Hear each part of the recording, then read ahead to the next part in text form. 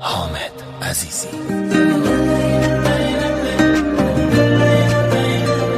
از تقدیمات نسیم رکردز. دوباره عشق،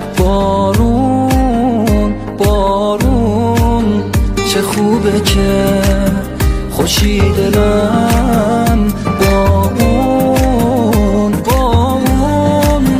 من که این حالمو باور نمی کنم که تو این حال عجیبو رقم زدی. من به غیر از تو که عادت نمی کنم، واسه من با همه دنیا به هم زدی. عاشق پیشه بود دلم، واسه تو میخوام باشه زندگی مال تو، خوشحالم هستی تو. من با یاد تو نفس میکشم، تو با هم باشی میذارمت رو چشم، بی تو خیلی تنها.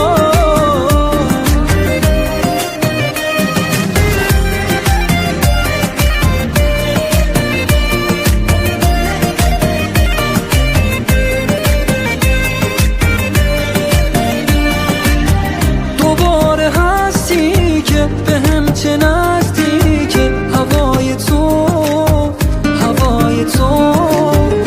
بهترین حسی واسه دل خستم، هرچی تو دنیامه برای تو.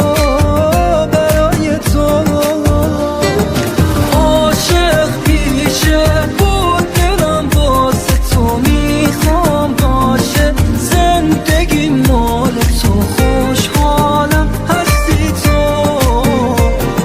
من با یاد تو نفس میکشم، تو با هم باشی میذارمت رو چشم، بی تو خیلی تنها.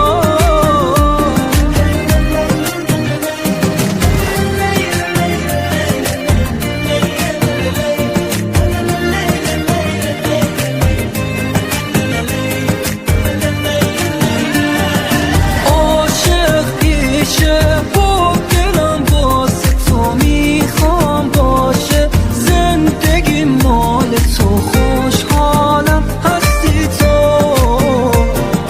من با یاد تو نفس میکشم، تو با هم باشی میذارمت رو چشم، بی تو خیلی تنها.